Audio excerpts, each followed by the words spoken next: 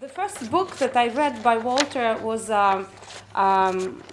Local Histories, Global Designs. And I was struck by that book because it opened to me, when I read it like two decades ago, many things that I was desperately looking for in post-colonial theory and couldn't find. And that was a missing link for me, theoretical link that helped me to start my own reflections on my own strange positionality of being a post-colonial and at the same time post-socialist other.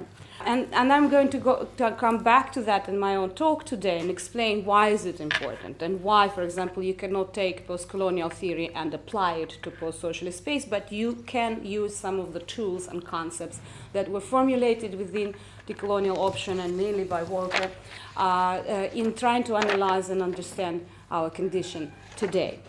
So for me that was the most important book, but of course Walter has written many books, and it will take a long time even to just enumerate them. One of his first famous books that refers to decolonial thinking is The Darker Side of the Renaissance, Literacy, Territoriality and Colonization, published in 1995.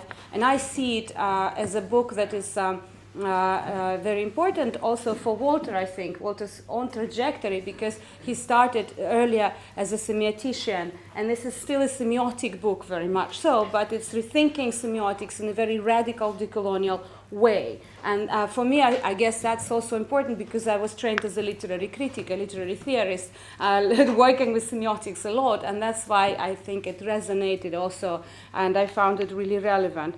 And then, of course, many other books, including the one that we co-authored with Walter several years ago on Learning to Unlearn.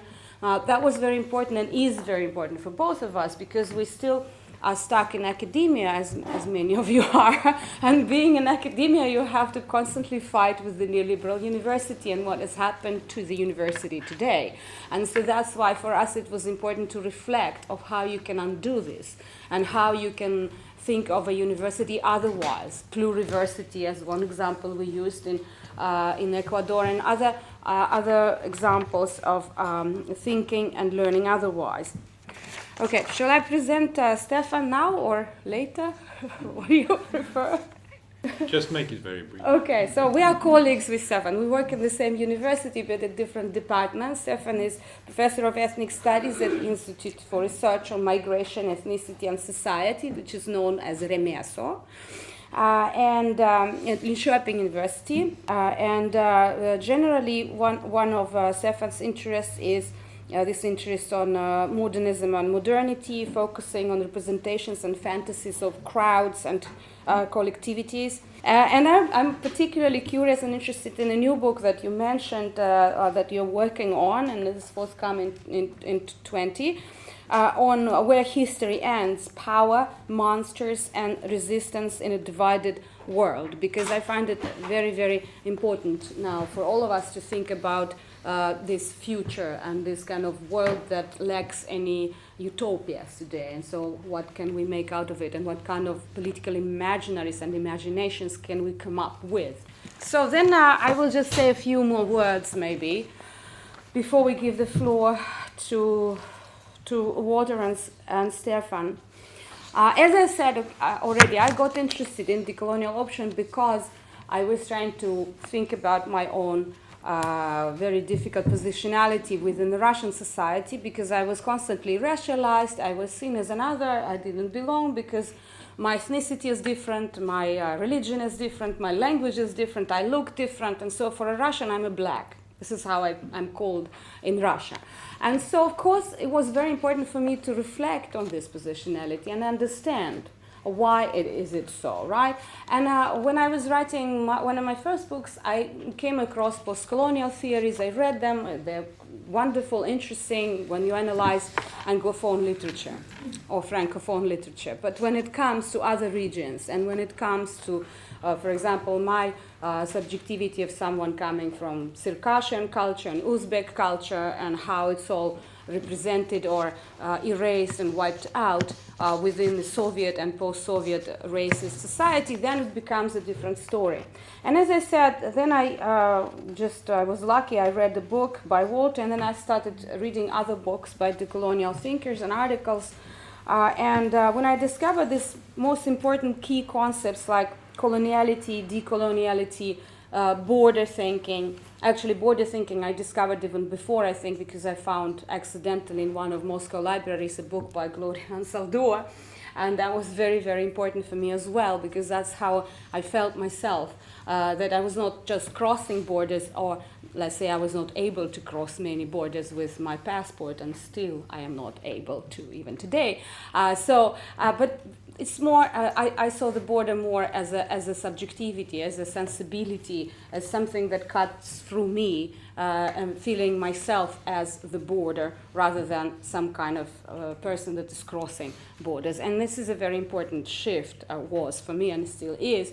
And I'm still struggling with this task of how to make border thinking and border being into something positive, something creating a new world.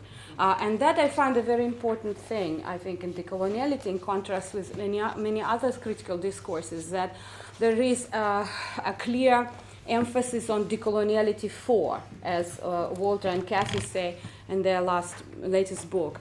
So it should be positive. It should be focused on not only resistance but also re-existence, which is a term that was offered by Adolfo Alban, a Colombian artist and theorist several years ago. So that was important. And also later, more refined and more nuanced things like relational experiential epistemologies, like pluriversality, and other concepts that allow to question very basic things that we never question, that are given to us together with education, together with certain canons that we all know and that we kind of incorporate in our thinking, sensibility, without criticizing them.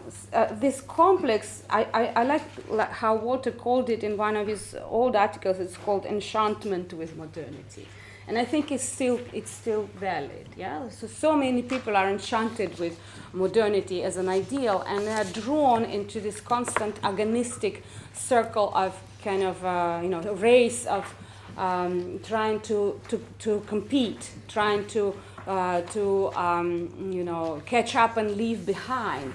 And it's even worse now, I think, because there's so many countries that Walter calls de-westernizers that are totally enchanted with this. Yeah, they don't think about degrowth, or maybe as people do in Sweden, for example. It's very important in connection with climate change and all that. So people think about kind of slowing down and not consuming so much. But if you go to South Africa or India or other places, it doesn't exist there. Yeah, at least on a mainstream level. While at the same time you find remnants of these decolonial sensibilities that are totally erased and wiped out of official discourses. And there are people, of course, there are indigenous people who still think that way, but of course their point of view is not dominant. Another thing that is important again for me that I would like to stress is maybe this. I was again teaching the book on decoloniality in one of my courses, and I noticed that there you and Kathy, you point out that at the moment when the Cold War ends, Fukuyama comes with his infamous discourse on the end of history that you all know, and that even Fukuyama himself questions now. But anyway, he comes with this idea of, okay, from now on there will be one neoliberal, wonderful type of modernity that everybody follows, because the other socialist one is defeated, right? And that's a very important moment. And at the same time, Aníbal Quijano formulates the idea of decoloniality, or coloniality first, and then you formulate the idea of decoloniality. And for me, again, as somebody coming not from the third world, let's say, and not from the first world, but from the former defeated second world, what is important here is that there is an elephant in the room that nobody sees. It's a socialist and post-socialist modernity. That is not even mentioned, although it triggered the emergence of both Fukuyama's discourse and decoloniality, but it's not first even mentioned. Well, why it's not mentioned in Fukuyama is clear, of course, because they're the winners, right? And so we have to die. And that's why when people in the West speak about post-socialism, they mean time after socialism. They don't mean people, they don't mean territories, they don't mean spaces, they don't mean anything of the kind, because we don't have the right to exist. In decolonial option is different, and I think this is why more and more decolonial thinkers originating from Latin America have connections with people from Eastern Europe. Like we have several, right? Manuela Boatka, we have Vidiu Ticindilianu, we have people in former Yugoslavia, many others. In that sense, I think decolonial option is very different from, for example, post-colonial studies that never noticed anything beyond the British Empire and its colonies and still don't. And in that sense, I think it's also important to keep this in mind and to see how the categories that were formulated, for example, in post-colonial studies, they pretend to be delocalized and universal, but in fact, they describe a very provincial and specific and narrow situation of a particular empire and its colonies, while decolonial option never even claims to do that, because it's an option, and with the name option it shows that you don't have to buy it as a new truth with a capital letter. And on the other hand, some of the categories that were formulated there, I think, in relation to rethought world system analysis, like coloniality and modernity/coloniality and others, they are, let's say, objectively, much more applicable to other situations and to some more global situations. So there is this elephant in the room that I keep writing and talking about, and I think that it has to be taken into account. Now, one more thing before I shut up is how it all relates to Sweden or Nordic countries. And this is something that I've been struggling with for the last 4 years since I moved to Sweden. And I think it's a very important thing which is still not quite sufficiently addressed. What do I mean? Well, first of all, I mean the category of imperial difference, again, that exists in decolonial thought, and you don't find any equivalence in any other critical discourses that deal with colonialism. What is imperial difference? Maybe some of you or most of you understand, but that's a very important category that Walter has several works specifically devoted to that, and we also wrote together several articles on that. So, of course, colonial difference is more clear. It's easier to understand. It's the difference between empires and colonies. But the imperial difference is the difference between different ranks of empires. The empires that became first-class empires like Great Britain or France, and the second-rate empires, or empires that didn't succeed in winning. Like at first they could be leading like Spain or Portugal, and then they kind of become the south of Europe, right, as today. Or like Russia, doesn't fit anywhere. It's not Western, not capitalist, it's not kind of European, this has a strange religion in the eyes of a European, right, a strange alphabet, everything is strange. And still it tries to copy and borrow these here and there certain aspects of other colonialisms and imperialisms and sometimes in a very caricaturistic way. But when we go to the history of Nordic countries, it's also a very interesting example of imperial difference, I think. Something that the Nordic indigenous and settler colonialisms that have started to be addressed only recently in relation to Sami people and Sami resistance, which I think is very important also here in this conversation. And which clashes against this self-imposed image of the colonial innocence that we still find here, and the long unchallenged colonial complicity. And here I'm quoting the well-known Nordic post-colonial feminist collection that was published in 2009, and that uses this concept of colonial complicity. Meaning that the Nordic countries were and continue to be complicit in colonial processes in various ways. It can be through national imaginaries, nationalist and racialized discourses and practices that are intimately tied to what we have now, the Nordic welfare state models and various notions of equality, for example, gender equality, right, which is one of the trends here. So the imperial difference is important, and not in the sense that we just take it and apply it. We have to develop it. We have to nuance it. We have to think more of that in relation to such situations as, for example, Sweden. I think Sweden is a particularly interesting example of internal imperial difference. Internal meaning that it's within Europe, right? It's not an absolute other. Due to also to its early suspended local territorial expansion, for example, in the Baltic region, carefully dissociated from the subsequent historical self-representations, because this is something that I found in a few historical books, but not much discussion of this history of trying to become a locally important empire in the Baltic region. If we look at how it related to countries like Estonia, for instance, right, or Finland and others. So it's very, very interesting. And I found some interesting descriptive historical works on that. But what they lack, I think, is this kind of overarching perspective that the decolonial option maybe could give to that. One more thing I think that is important and that allows decolonial thinking to enter the European and Nordic scene is the idea of dehumanization and the human taxonomies that were brought together with modernity, coloniality, and that helped to formulate racism the way we know it today.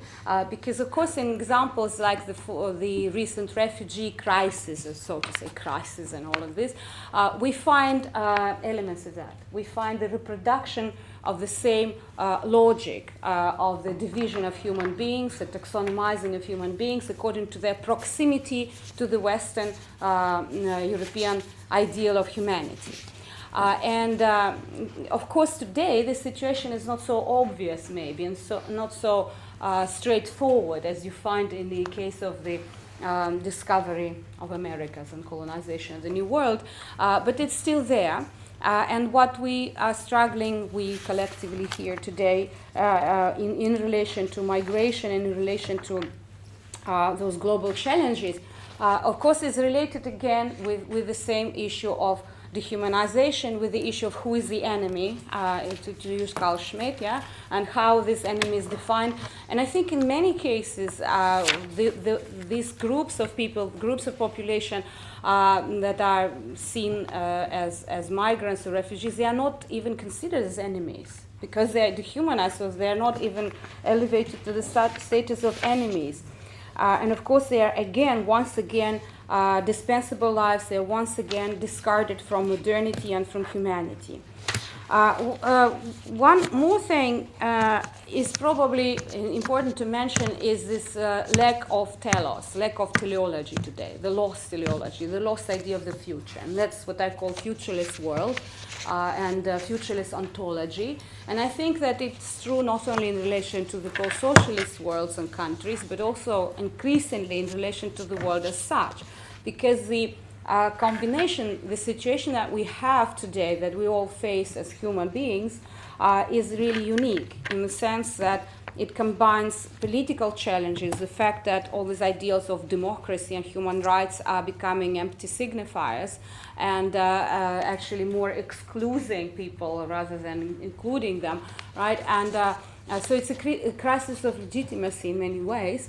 On top of that, we have seemingly more local and concrete problems, but they are threatening to become global. For example, the fact that in the Cold War, at least there were agreements that the big powers signed against the use of nuclear weapons. But today, all of these agreements expired, and nobody is willing to re-sign them. And that means that anybody at any point can start using nuclear weapons. And today it's not only 2 countries that have them, but many more. And so that is a unique situation that we created in the last 3 decades and that nobody really addresses in any serious way. And another thing is, of course, the climate change. And I don't mean these kind of superficial discussions of climate change and crying that some species are dying, but I mean serious issues that can, more serious in the sense that they can change the life of all human beings and all life on Earth. Like, for instance, we are now talking about migration because of the wars. but soon it can be migration because of the climate change, because it will be impossible to live in many territories, and so there will be millions of people traveling and trying to get to better places just to survive. So it's in a way it's a shift from the wars for oil to the wars for clean water or air or anything of the kind. So that is another thing, and of course a lack of any adequate political imagination, because politics today is replaced with economics, to kind of deal with that, to reflect on this, and to not to stop at just criticizing or lamenting, but to actually start doing something. And that for me is a big challenge for all of us, not only decolonial thinkers. Because of course we can sit in our bubble, in our academic bubble, and write wonderful books, but it's not enough. And the world is not going to change because of that. And for me it's a big challenge. And I'm struggling more and more myself with that. How to change my own positionality and what I do in life, and how to actually contribute somehow in a more useful way to create this kind of new political imagination that could at least start changing something. And I think that we all have to collectively think about that. Okay, thank you.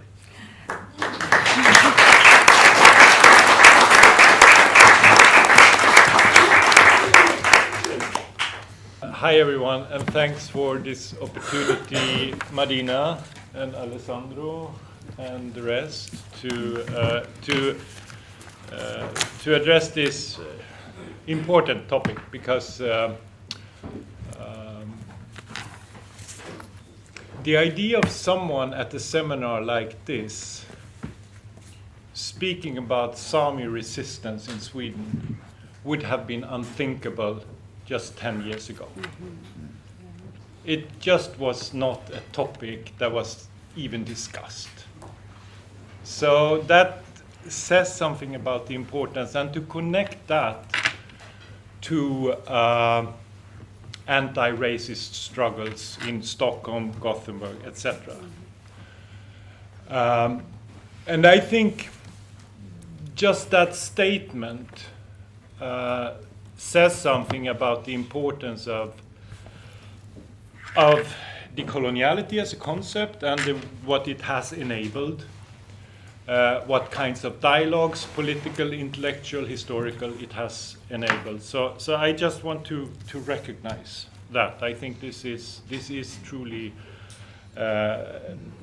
politically, intellectually a productive moment in that sense. So I come to this topic as an intellectual historian and cultural theorist.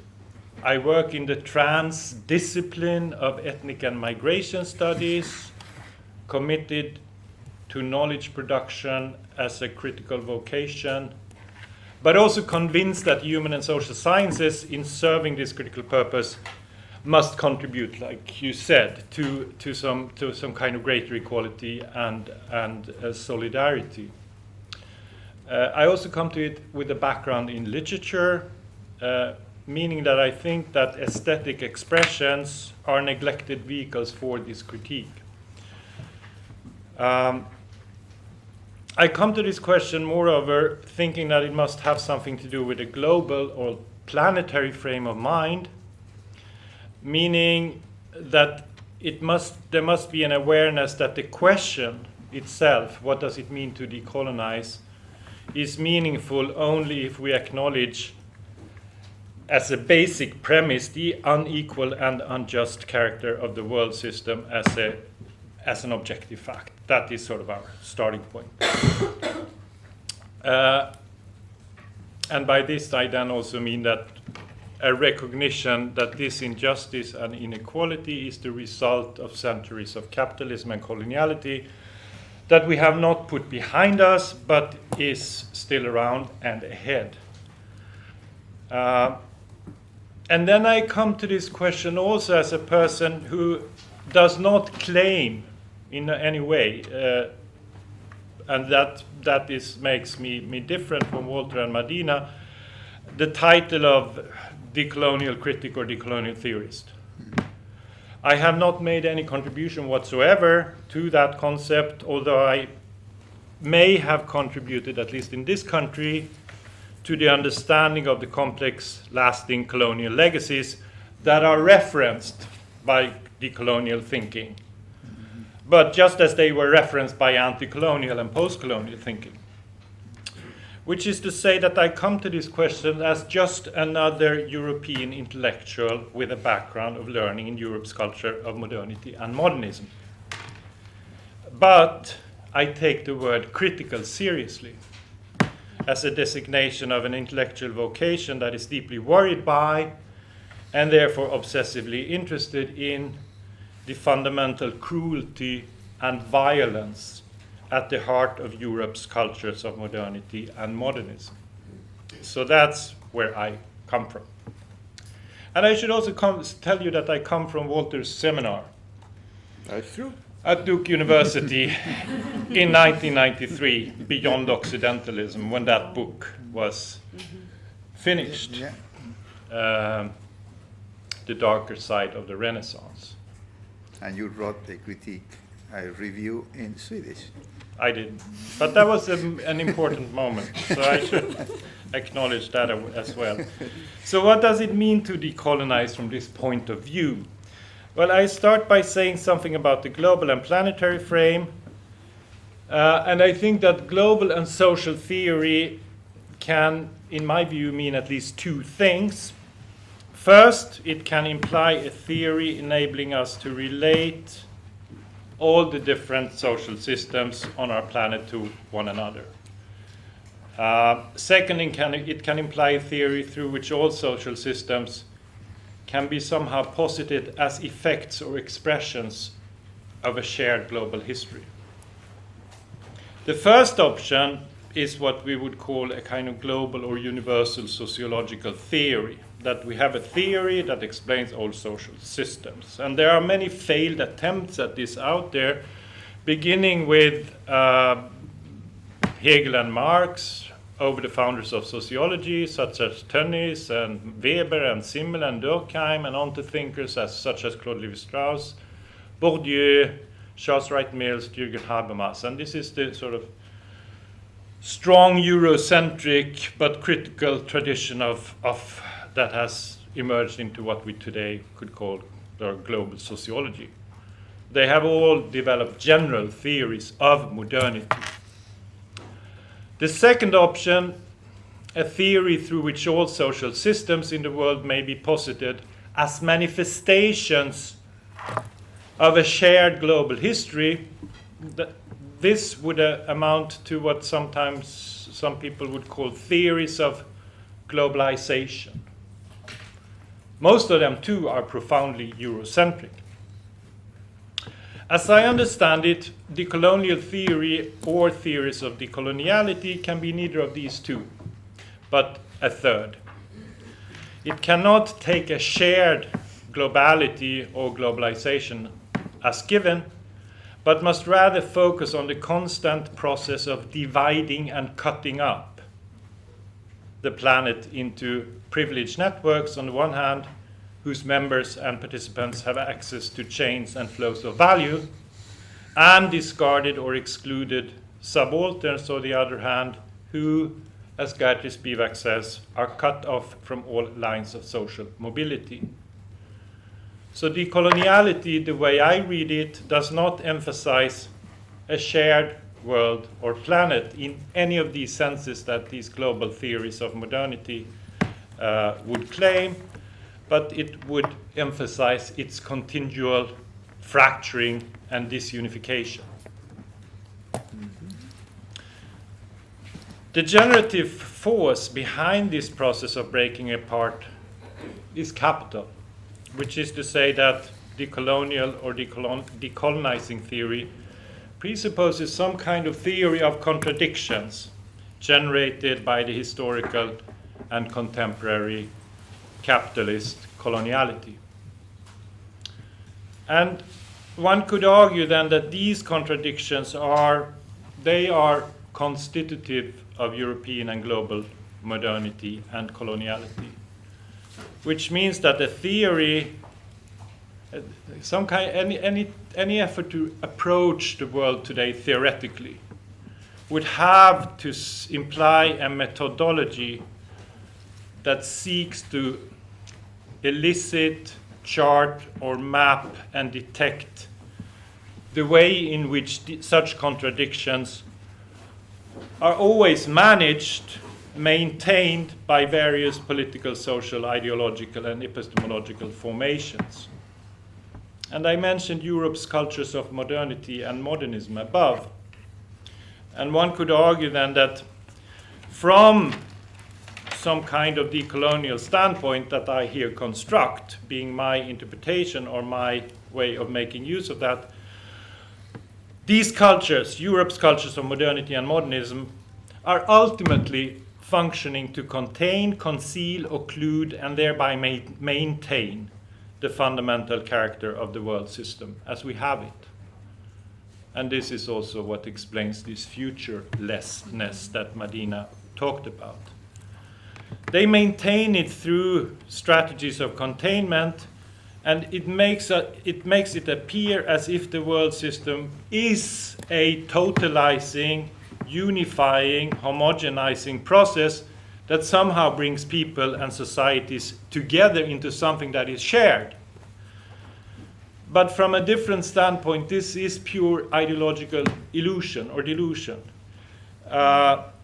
because beneath this operates a constant reproduction of socioeconomic and political contradictions that ultimately manifest themselves as destruction, human corpses, and subaltern lives, and people being killed.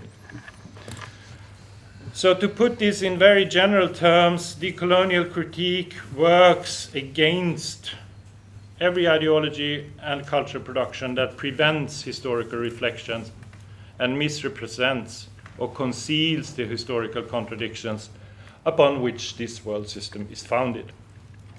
Please note that this is not a definition, this is a description. Okay, so let me just pause here and then I make some conclusions. And I pause to how can we picture these contradictions? Because I think that's an important concept. Well, we can think of them theoretically through Marxism, of course, as being the fundamental contradictions between use value and exchange value, or labor power and capital.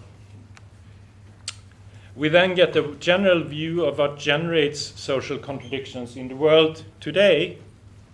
But I think we are also allowed to imagine these contradictions every time we see a state border, or when we think of the Mediterranean Sea itself as an image of such contradictions, or when we try to picture rich people's neighborhoods, these no-go zones which racialized or poor people can't enter from fear of being beaten up, deported, or killed. And Sweden as such is such a no-go zone, of course, as are most European countries today. But we can also think of the frontier zones in today's Amazon or Sapmi, where two modes of production and two modes of world-making collide. And in these concrete cases, it's easy to see what these contradictions really amount to. They are kind of abysses of the world system in which cruelty and violence reigns, where people die and dead corpses pile up, yet always hidden from view and covered up by what I above called Europe's cultures.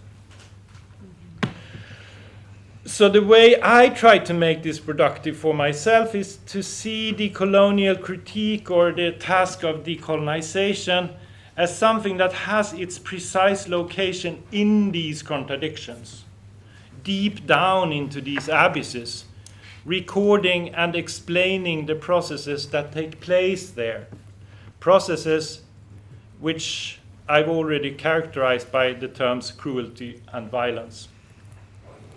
So what does it mean to decolonize? Well, perhaps it means to think and act, or at least it would mean the ethically and politically responsible effort to imagine what it means and what it is like to think and act from the bottom of these abysses of the world system.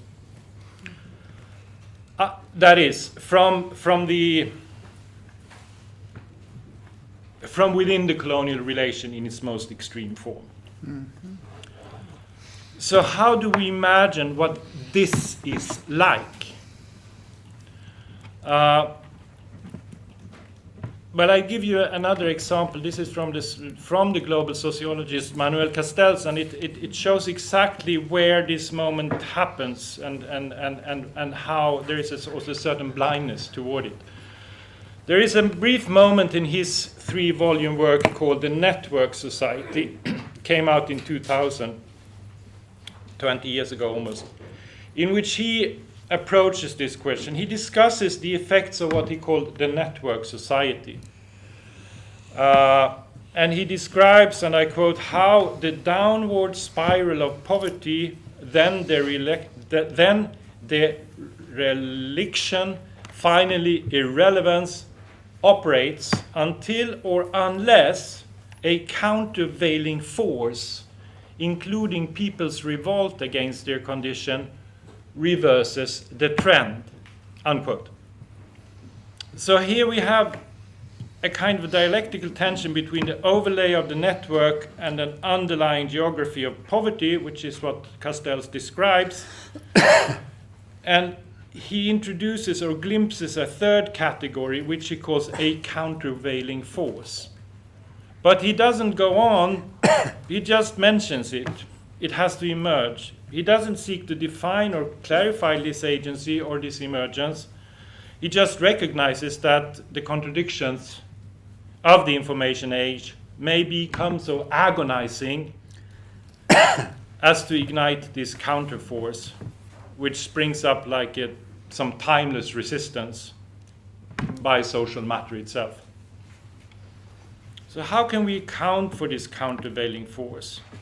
And I think cultural, social, and political theory today would stand to gain from some kind of renewed reflection and collaborative research on this topic, which we may call then the social emergence of protest and emancipation, or at least an effort to it.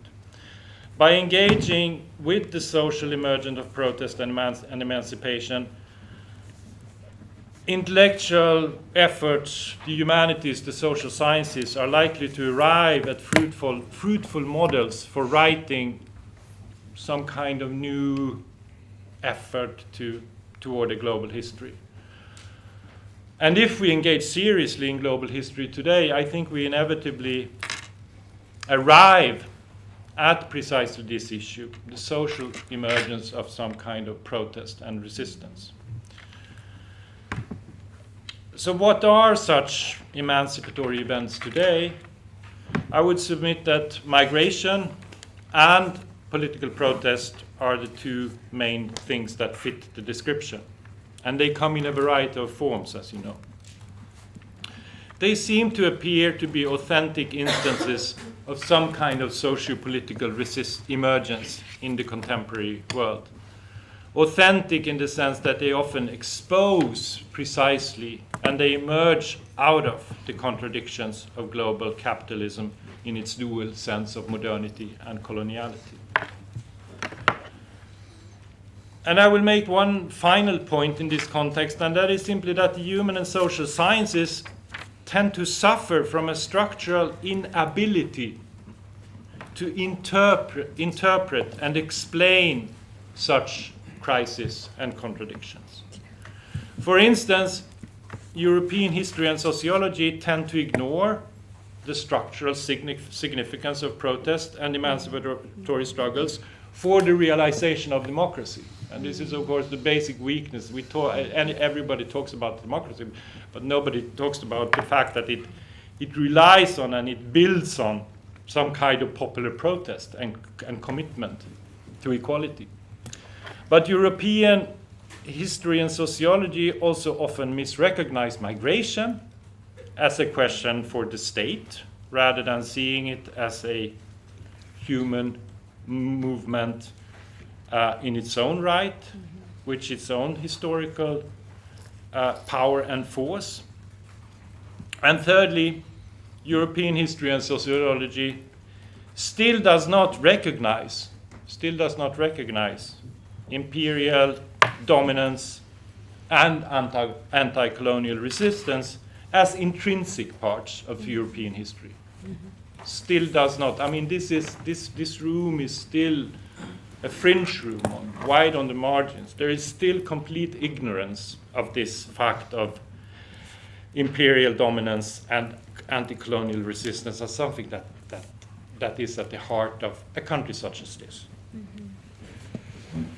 So I will end there, and I would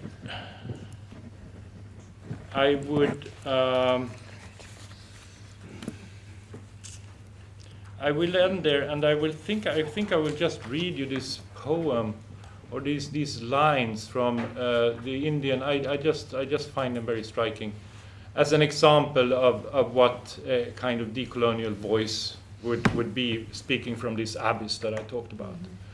It's the Indian artist Nalini Malani in one of her installation works, where she sort of samples the East German playwright Heine Müller and his play The Hamlet Machine. And she installs this into an artwork. And then there is a recording that reads this voice out to the audience. Right? And what does the voice say?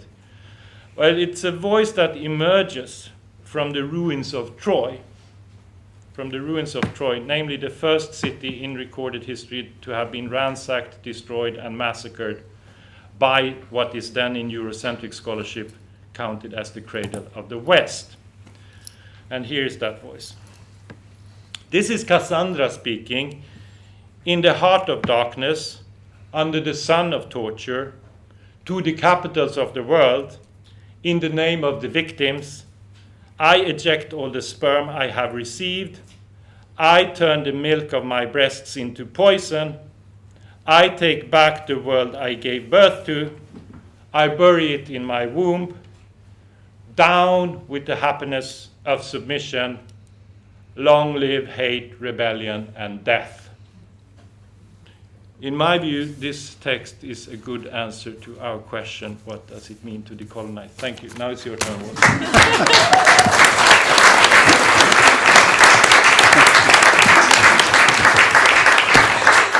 Well, so the first thing is thank you. I mean, both your presentation are really kind of striking. You map very well the question of coloniality, Medina. And you, Stefan, I mean, did a fantastic critique of the limit of the discipline of social science and history. So I think that doesn't matter if you are in global history, if you are in I mean, what Stefan is calling us is we have to think. We have to think seriously and forget about the discipline. We can use some of the tools, but the question is are urgent. So that's my first point, and thank you both. The second point I want to make is to think and act about injustice, inequalities, death, exploitation, domination, all of those kind of things. You don't need to be decolonial. You don't need to be Marxist. You don't need to be theologian of liberation. You just have to be a human being who kind of think and act, and we have all been trained at the university, and we can use those tools to make our argument, because our argument will always be faced by the people who would like to maintain the system, who will kind of deny the excesses, deny the exploitation, or just instead of denying it, will kind of cover it with promises. And I think that what Medina called futureless, I see it futureless if you see it from the rhetoric of modernity. From the rhetoric of modernity, there was salvation Christian will save all these people in the world that they are possessed by the devil. Then came the British and the French. They said, well, don't worry, forget about the theologian. They're kind of mystic. They believe in the devil. We are secular. We are going to civilize you, and we show you progress. And colonization kept on going, kept on going, kept on going. But they hide it. They kind of emphasize civilization and progress. And a lot of people believe it. And then came, after 1945, came development. We will develop. Yeah, I know, yeah, you are in a bad situation, but now development, we will help you to come along. Then it is a kind of market democracy, and we are in this situation that both Medina and Estefan and you, doesn't matter, you describe it, but you see it all the time. And you see the European Union. I mean, the European Union is becoming hopeless. Why is becoming hopeless? Because they remain within that system of hope, right? But the world is not hopeless for me.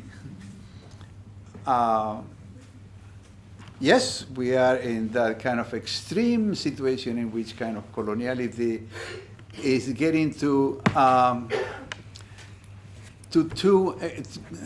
too extreme. On the one hand, the cycle from 1500 to 2000, in which Europe, Western Europe and also the northern capitalists that you refer, and then United States, they share the cake of the planet. Yeah? The end of history was not the end of history. It was the beginning of something else, right? And what was something else is because after the collapse of the Soviet Union and the hope of socialism and communism, the entire planet is capitalist. So we are not in a new Cold War. The Cold War was a fight between two brothers of the European Enlightenment. And both were secular. And both Stalin and Mao will kind of eliminate anything that is not secular, right? So the Orthodox Church, but also the kind of Confucius and Mencius and all these kind of laws. No, that is we want to. Now we're in a kind of different situation from the point of view of the state. We have a global capitalist society, and we know that capitalism is not a good system. We know that capitalists care for kind of accumulation of wealth and control at the expenses of whatever, the planet, life, etc., etc., etc. But what is the difference? The difference is that because of capitalism, China and Russia, I mean, Putin, I don't want to discuss this with Medina, but just kind of description. But I mean, so kind of going back to the Orthodox Church, right? Going back to the history of Russia, and what is China doing? Going back to Mencius and Confucius, etc. So when I say that, I say, well, yeah, but all this kind of recovering the kind of the past is to the benefit of the state, they say, to critique me. And say, no, that you are absolutely right. That is exactly what they are doing.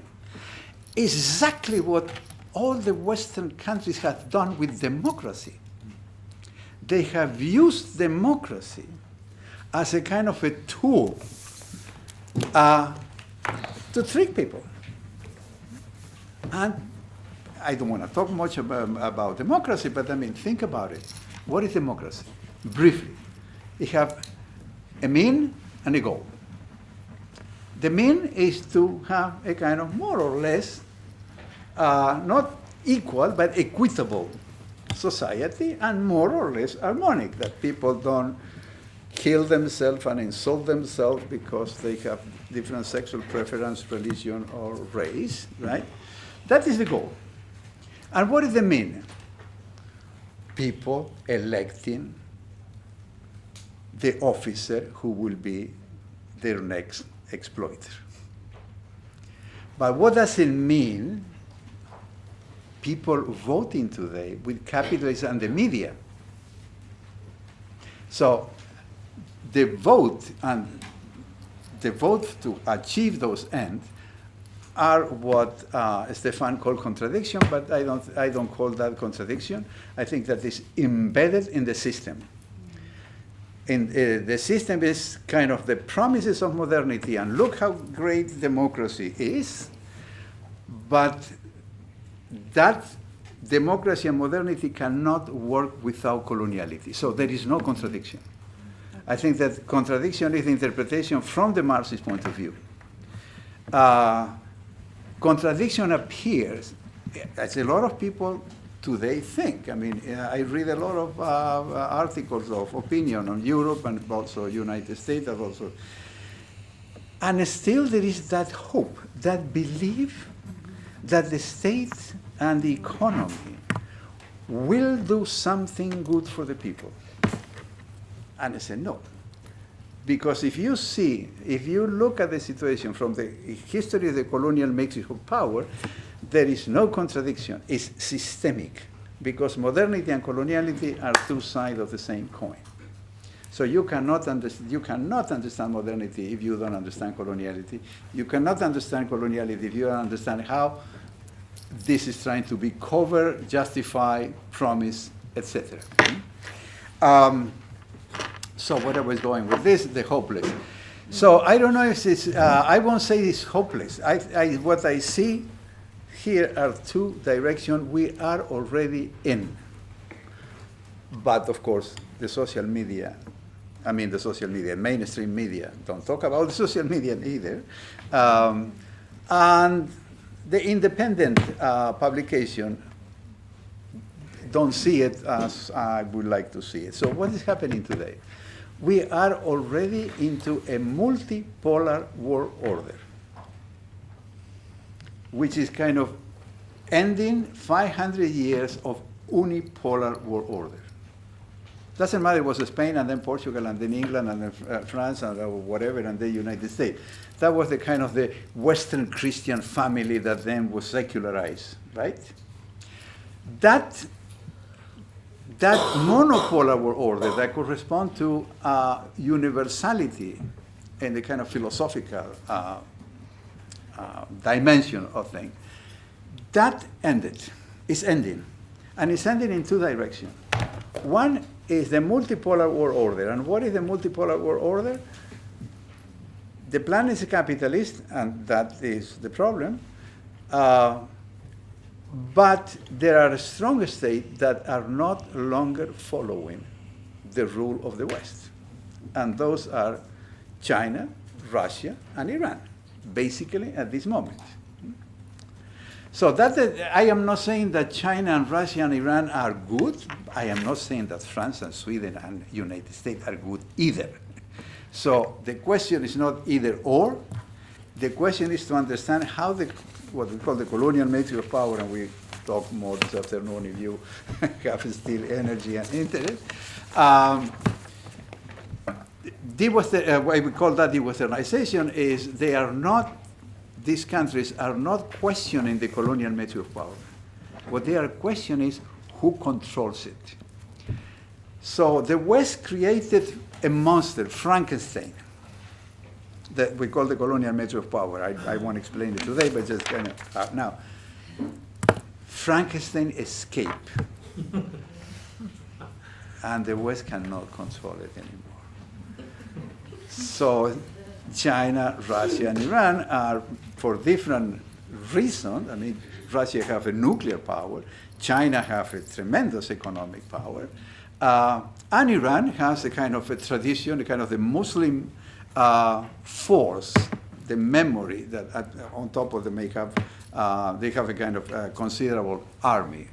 I don't know about the situation in Iran inside. I don't know about it. I am not talking about the situation inside in Russia. I am not talking about the situation I'm talking about the interstate system. So the interstate system, we are already into a multipolar world order. And the multipolar world order is that the last time that United States and the European Union can make the decision with the benediction of the United Nations was Iraq and Libya. They couldn't do it anymore in Syria. They couldn't do it anymore in Ukraine. They won't do it in Iran, and they won't do it in Venezuela, according to my pronostico. They try to do it, but why?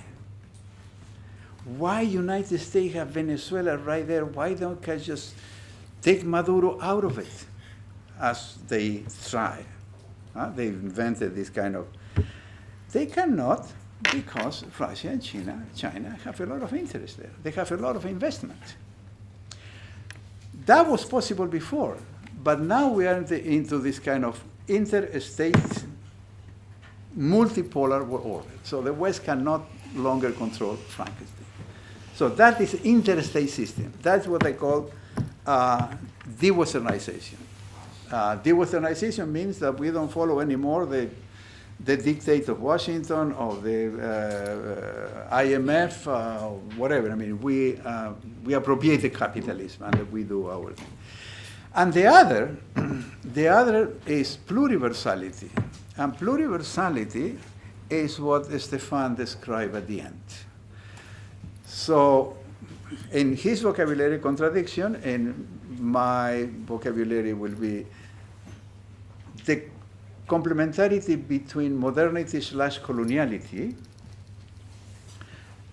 engendered, among other things, decoloniality, but many other things, that the people began to realize that neither the state nor capitalism, for many people, nor the church, will solve the problem. So they began to take their destiny in their hands. How they take their destiny in their hands? There are protests, and you mentioned second one, I don't remember. Migration. Migration. Migration. Migrant. I will kind of summarize what is emerging is the global political society in many, many, many ways. What is the global political society? Be migrant, be protest, be social organization, be the Zapatistas with the peasant way, we kind of third world women, all people that kind of are organizing because with the back to the state, because the state is no longer. So the political society is a conglomerate, but they're not homogeneous. It depends on personal stories, the history of the region of the planet, who was the colonizer there, when I arrived, etc., etc. So can no longer be subsumed into a universal model of liberation for everybody. So pluriversality names that. No longer universality, so the West can no longer control that either. And this is not a question of the state, this is a question of sensing and thinking and doing. And sensing and thinking and doing because of everything that Stefan described so well. So that is my perspective on futureless. I don't think the next year will be, the following year will be nice. I think the situation will worsen, but I don't see other way of kind of responses for the driver of the bus or the buses at this moment, that if the planet, the humanity goes through some kind of tragic, I'm not talking about nuclear. Because if the question was the concern for the people as democracy said it is, of the well-being of the people, so it will be to the United States at this moment to say, well, listen, the world has changed. It is time that we share power decision in order to accommodate But there is something there in the 500 years of Western consolidation and expansion that makes that very, very, very difficult to lose privilege. It's very difficult for European Union, not Europe, not Eastern Europe, European Union at the heart of Europe, to lose privilege. And that, I think Medina and Stefan referred in a different way, commenting on the situation in Sweden. So give me one example of what I mean by pluriversality. You see, the end of the goal of democracy was to kind of build and live in a kind of equitable, harmonic society. Why democracy should be universal? Why everybody has to kind of follow the rule of democracy? In Latin America now, we have been talking for a number of years about sumac camaña and sumac causai. Sumac camaña and sumac causai are Quichua and Quechua words that is translated as well, not to live well in the sense of having a lot of things. It's translated as bien vivir, kind of living well, something like that. But etymologically, sumac means superlative. And camaña means life and wisdom. So sumac camaña is to live in harmony and plenitude,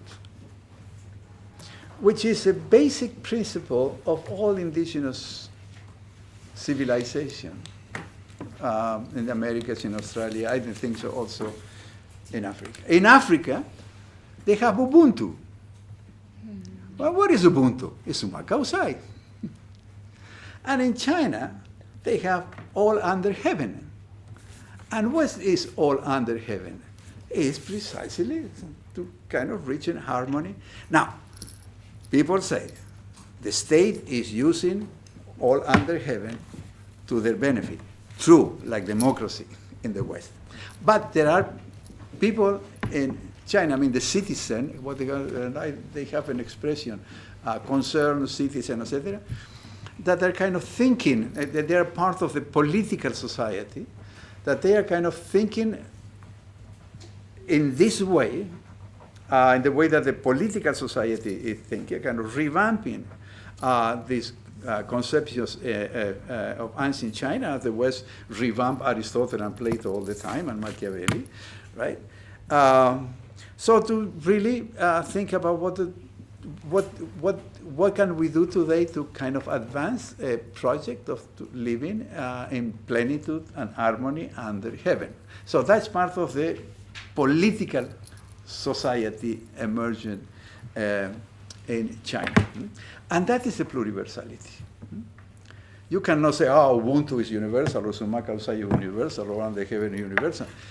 So the decolonial thinking, the decolonial option, kind of make this kind of argument. But again, it's not an argument that is universal. It's an argument for the people who, for whatever reason, embrace the decolonial option as a way of living, thinking, and being in the world. It's not a method. It's not a study. So that's the second point. The futureless, I make one more and then I shut up. The question of Europe. I don't live in Europe. I live in the United States, and I was grew up and educated in South America. So for me, at some point, Europe, when I was at university in Cordoba, Argentina, Europe was a dream. I had to go there, right? Had to go there because intelligent people are there. I was studying semiotics at that time, and so Umberto Eco in Italy, and Roland Barthes, and all these people. Roland Barthes, because I connected with him in France. I said, well, I got the fellowship. For good or bad, I got the fellowship. We went to France. And that was the beginning of waking up. Right? Because you live in Argentina and you think, wow, you go to France and you will be as intelligent as the French. And then, and then you get there and you find two things. That the French student, my generation, they were speaking French. They were just little. And they have been reading French literature and all that, and Montaigne and Montesquieu, whatever, I mean, since high school. For me, it was a kind of mountain to climb. So I began to realize that, well, it will take a while to become as intelligent as Foucault, for example. And then I began to realize that in Europe I was Sudaka. I don't know if you know Sudaka, but Sudaka was the term, kind of racist term. Blatte. Huh? Blatte in Swedish. Uh-huh. Blatte. What? Blatte. So that in a Swedish way could be blatte. Oh, I see. Oh, okay. Okay. Yeah. Eres un blatte. Yeah, okay. And then I began to kind of feel that kind of, that I was le dernier gadget d'outre-mer, as they say, no? You know, the last gadget of outside, the other side of the Atlantic. Yes. Le dernier gadget d'outre-mer. So I began to feel something, and then I went to the United States and began to realize what was going on, and that is a story that became a Latino. Yeah, I became a Latino. Okay. But the question here is, at some point, I began to realize in the United States, what was the question of Europe was a dream. And that is the moment in which Madina explained, I kind of, yes, The Darker Side of Renaissance is a book that is semiotic, because I was trained in semiotics, so I did a book on languages, memory, history, and cartography. Since I was not trained in economy or political science, so I was trained in semiotics, that's what I did. But at that moment, Europe began to become an object of study.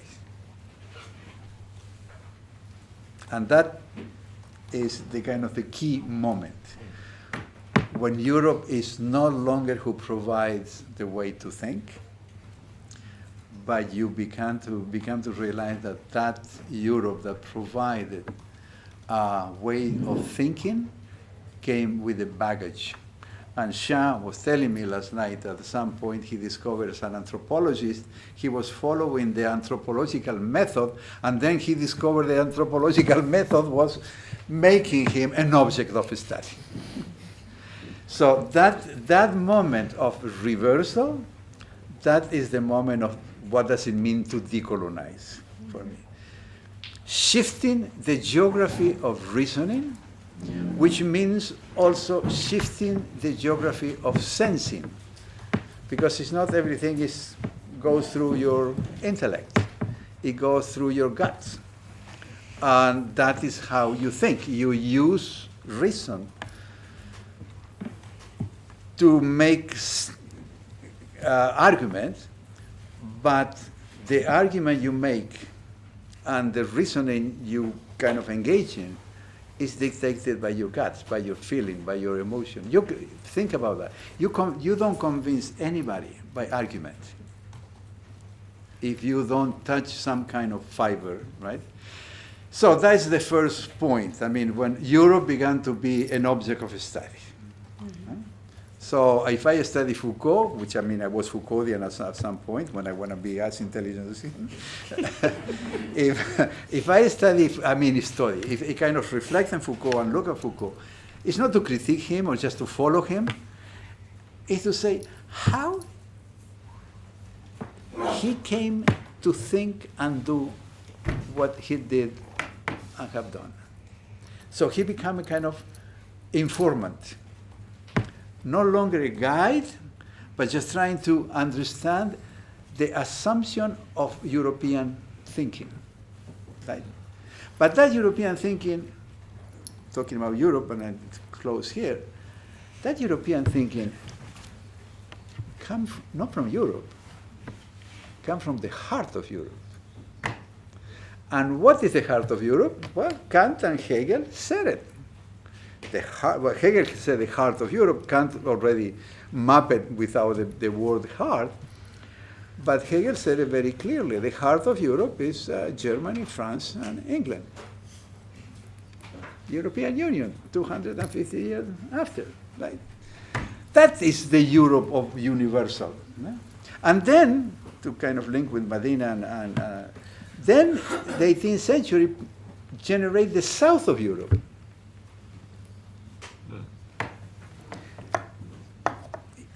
Italy, the Renaissance, Spain and Portugal, the first kind of colonial expansion. And Greece. It's not Latin. Greece is not Latin. It's Orthodox. It has a different kind of alphabet. But hey, this is our kind of credo. We cannot leave it out. We will not give them money to solve the problem. We won't support Syriza, but still Greece is.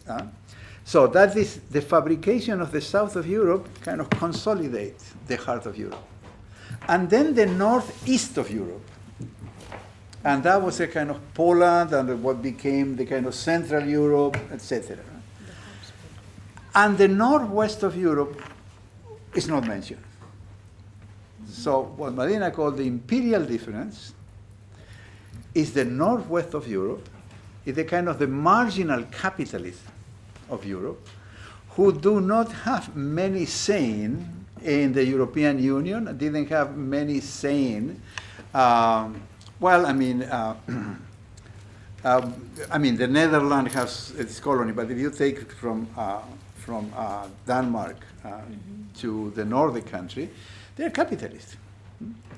But for some reason that I don't know, have not been decisive in any kind of project that the two main European imperial countries, France and Germany, France and England, and Germany, who was the heart of thinking. I mean, if we think philosophy is right Germany.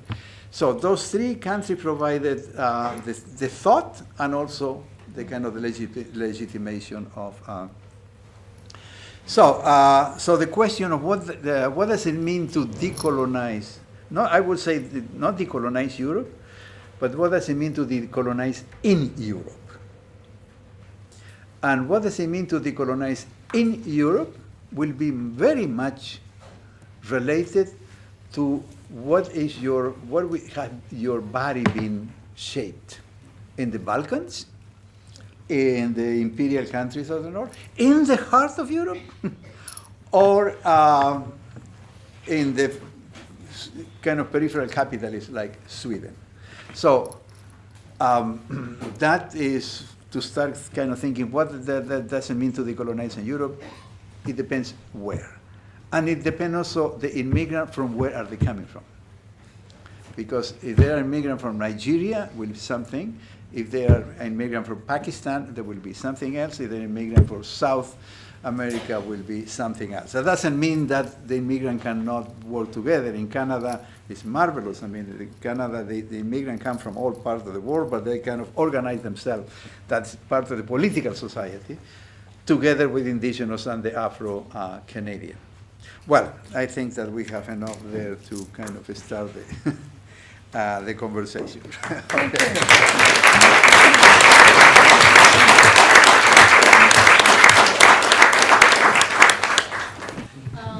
Two comments, really. First, I appreciate that we brought up the Sami people. It's important to remember that Sweden had also colonized an island called San Bartolomé, which profited very much from the transatlantic slave trade. And my second comment is has to do a little bit with my opinion about where this decolonial discussion is going. I've been reading and studying decolonial thought for quite a while, but I see that the more that I go through these lectures, the more it kind of, I get the impression it's becoming like a talk shop, talk shop. very important that those who care about decolonial thought or decolonial option humbles themselves when it comes to talking about other people and how they should decolonize. For instance, when we talk about the lack of discussion of degrowth, right? Today we might be able to talk about it in certain ways because we live in a more globalized world. But if I may paraphrase something that you had written once, you know, we say we live in a decolonized world when many countries are only allowed to become states in the late 20th century. And so, yeah, we call it the enchantment of modernity, but then I believe a lot of people look at the things that we call modernity as protecting themselves from a type of recolonization, or at least to make a space for them to participate in the world global order, let it be through economy or the threat of having nuclear weapons. So I also have like two comments and questions that are kind of like connect to each other. So first of all, we heard about like the social systems, and I'm studying socio-ecological systems. So I would like to think a little bit more and develop a little bit more this idea of this dualism of nature and humans. That's also like part of the modernity project of separate like women and nature, how we can bring this together if it's part of the colonial thoughts. And then this brings me to this epistemological imperialism as well, that we can think about the imperial dominance that's also in the academia, and how privileged we are here in Europe, terrorizing in English, and while professors in the South, it has no voice as well. So we have like this mainstream and how we can decolonize the academia in this way as well. And if decolonize science, it's also part of the colonial way of thinking. Yeah. Is it part of what? The colonial way of thinking and our project decolonization. Okay, so I won't be able probably to react to all of it since we don't have much time, but I will pick some of the things that are more, I guess, important for me, or that I feel that I can respond to, and then maybe Walter and Stefan respond to others. I think that for me what is new and different in decolonial thought from what other critical discourses we had before is very important to keep in mind. The shift that I think also Walter addresses in the book on decoloniality with Kathy, that in the Cold War there was a discourse of decolonization, which was more a political thing.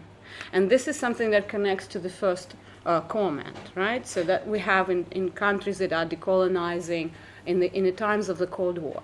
But with the end of the Cold War, and presumably with the end of colonialism and coming of neocolonialism, this discourse becomes very much outdated and obsolete. And that's why comes the discourse of coloniality and decoloniality, which is not the same as decolonization. And this nuance is important to keep in mind, I think.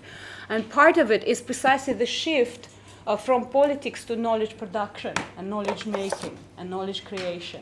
Because today I think most of the decolonial struggles take place precisely in the space of knowledge production and questioning Eurocentric ways of knowledge production and who has the right to produce knowledge and who doesn't, right?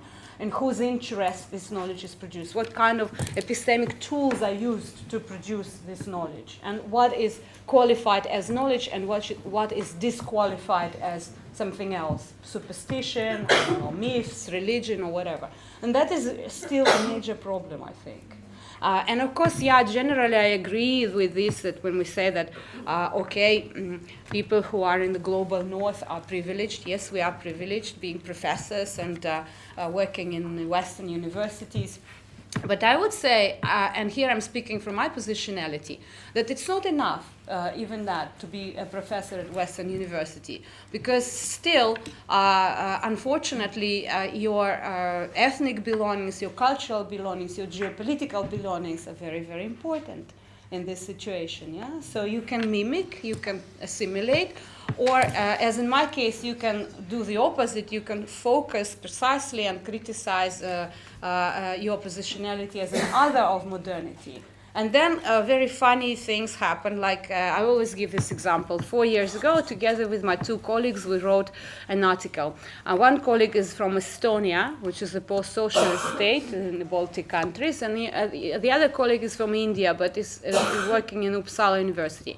So we wrote an article for the special issue of the journal, which is called Feminist Theory. And it was a special journal, a special issue connected with the epistemologies of the South. So we wrote it as three people working in Sweden but not being Swedes, let's say, not belonging to the Swedish mainstream, and feminists that write about the global South. Send it there to Feminist Theory. And you know what the first reaction was? The reaction was like, it's wonderful, it's great, but can you be more conversational? Can you stop speaking about theory and just talk about the ways you were discriminated in this country? So they wanted us to be native informants back again, yeah, like tell us the stories of your awful kind of, racism and all that. And I had to write 5 pages describing and explaining why I'm not going to do that. And they bought it finally and published it. But it just shows to you that even if you are a professor, what matters is still what they see in your name, what they see in your trajectory, and how it comes first, really. But of course, I'm not even speaking of people who are not in the West, right? Because they are just invisible. In order to be anything in academia, you have to publish in English, right? And that, of course, reproduces this asymmetry again and again. And one maybe thing that I would like to say also in relation to the second comment. Yes, I actually address this in my talk indirectly, that countries that are de-Westernizing countries, that Walter calls de-Westernizing countries, they are still very much interested in joining modernity. And you cannot blame them. As you said, it's very important for them to reach something that they never had a chance to reach. But at the same time, and I'm risking here to get all the criticism, I know that, I think that's very problematic. Because then we are still competing, or again competing to become fully unsustainable, Like, okay, I want to reach modernity and become fully unsustainable and destroy all the environment and all that. And I know it's not fair. But at the same time, when you have places like China where people cannot breathe and have to wear something, right? That is very questionable. Like, what kind of joining of modernity is that? And do we really want that? And then, of course, it recreates and kind of all of these asymmetries re-emerge. Yeah, it's true. And that's why it's very important to discuss this. It's important to reflect on this. And it's important to come to some kind of agreement on that, which is very difficult when you have all these differences still there. Yeah, and they are not alleviated. So for me, it's an open question, but at the same time, I think that instead of victimhood rivalry, and instead of still trying to kind of compete who suffered more, let's say, and who is more of a victim, it's time that we kind of shift and change to a different and more positive understanding of what we have to do collectively as humans. And when I was listening to what Walter had to say, I was also reflecting on a book that I read recently. I'm sure many of you read it also. It's by Bruno Latour. And I'm not a fan of Latour, of course, as you can guess. But this is a good book, actually. It's called Down to Earth. And in this book, he talks about the fact that today all of these previous political distinctions that we're used to mean nothing. Like, you cannot speak about right and left today. It's totally meaningless. You cannot speak about all other things like democracy and authoritarianism, all these kind of things. They don't mean anything. And instead of that, he proposes speaking about terrestrials, people who care about the earth and who still connect their future with living in this thin kind of, space on top of the earth, together with other beings, let's say, and other forms of life. And those who kind of abandoned abandon this project of living on Earth, right? And whose view he characterizes as a view from the Sirius, which I like. Yeah? So people don't connect themselves with living on Earth. And that, I think, is interesting. And we can also continue reflecting on it through decolonial lens. Like how does it connect with how we see the future? Because if we look at this extreme, it's not even the extreme of neoliberalism as such. It's really an extreme of abandoning the project of living on this planet, and that's a specific additional dimension that we have to all take into account, even if we're speaking from the abyss or we're speaking of the from the colonial difference. But as human beings living on this planet, we cannot escape this, and that, I think, is important to keep in mind. And of course, it connects with another question that you ask about nature and society, nature and culture, nature and humans. And again, of course, we know that there are so many indigenous traditions and colonized traditions for whom it never was a question. They never divided the world like that, right? It was always a question that humans are part of nature. Humans are, first of all, animals, and then they learn certain tricks, right? And they invent certain tools and technologies. But this animal nature is very important to keep in mind, because that you keep the connection with the rest of living forms on Earth, right? And it was always the case, but as we said, it was always dismissed as not knowledge, right? And it's interesting for me that today, especially working in my department that is so much interested in posthumanism and new materialism, I see that they come to this through science. They come to this through their kind of scientific, modern, colonial way of thinking. While, of course, indigenous populations and colonized people always knew that. And still there is very, very hardly any kind of connection and understanding and dialogue shaping. And for me, this also characterizes today's moment of instability, of this kind of, where there are so many ideas, so many concepts of the world coexisting, but not yet finding a way of communicating with each other, which is very bad, of course, because we need to do it faster than we're doing. So the first question was, I didn't understand the end. It was about decolonization, emancipation, and what? The first question. Oh, the first question. I was asking why in our sort of liberation, you don't talk about targeted political killing, which has been part of anti-colonial emancipation struggle forever. Romanovs were politically assassinated, highly regressive, totalitarian, genocidal, ecocidal individual actors are not on our list for, if all life on Earth is at risk, maybe we would kill like 1,000 billionaires and save millions of people. We seem not to talk about that very often. You can assassinate some, but the system will continue. Remember the movie The Terminator with Schwarzenegger? Well, that's one answer. I don't think that, because the question is systemic, and if there is no one person, but they have plenty of them. So that assassination, I mean, the question of terrorism, which is kind of very complex from the very name to the why emerge and when emerge terrorists and ISIS and things like that. You never know. You never know if the kind of the killing, which is most of the time innocent people,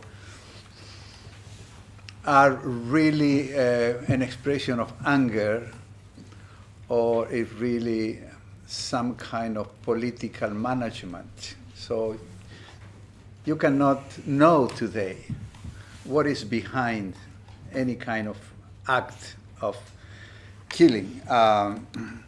But going back to your question, I don't think that since the issue is systemic, I don't think that killing actors will solve the problems. So that will be a kind of personal satisfaction, and that may be no satisfaction, but it may be that some some of the terrorist acts are really kind of motivation of anger of the system. In the United States, there is a lot of that too. I mean, the kind of shooting in the school, Oklahoma, etc. That's a kind of frustration in a society that doesn't provide means of dignifying life. So the kind of the increasing inequality makes more and more people feel unnecessary, that they don't have a place in the society when they see that there is a lot of people who are kind of having a satisfaction and things, etc. So that generate that anger or generate that drug. I mean, one of the problems of the United States today is people dying because of morphine and cocaine and all this kind. You don't read much on the news. But Google and go the statistic is one of the most kind of growing cause of death in the United States at this moment. So the question is, if that is your question, I would say that the question is systemic. And the question is, if the question is systemic, is because there is a system of knowledge that controls it. And the system of knowledge controls it, not only making argument and justification, but also convincing people that there is no other way to do. We will eliminate terrorism, for example, when the question is not to eliminate terrorism, but because war is a necessary outcome of capitalist society. I mean, the industry of war is one of the most kind of beneficial from the point of view of gains.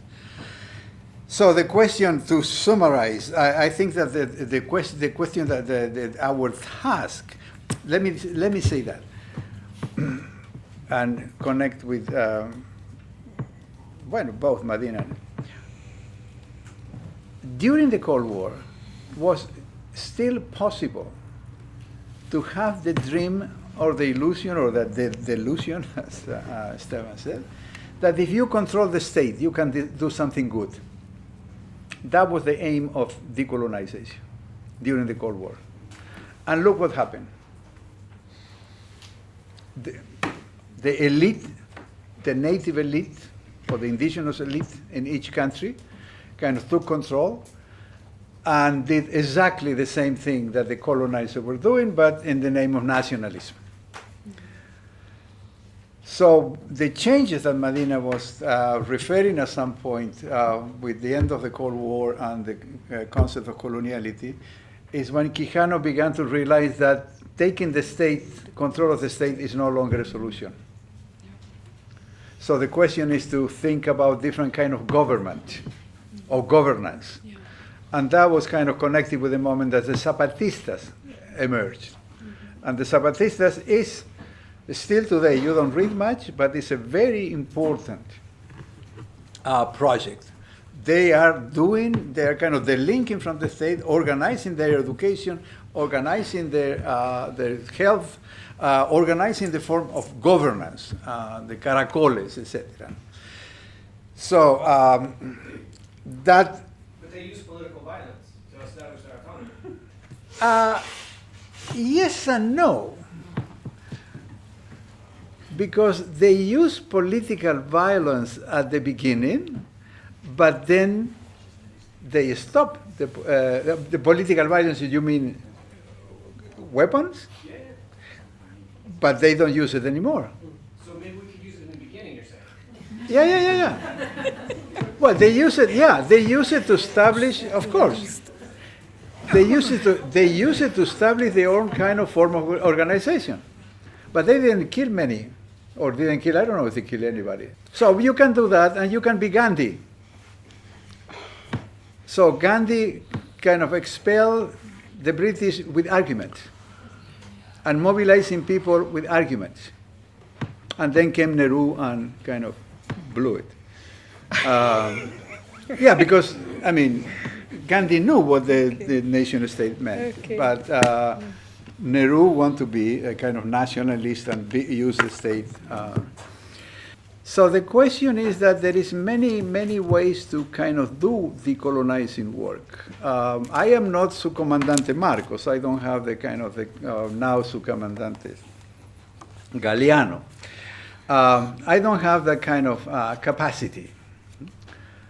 But I don't think that the Zapatistas is a good example, a trajectory, but I don't think that that is the only way to go, right? So the question, what I want to emphasize after responding to you, we have to be aware that even the illusion of the Cold War are gone today.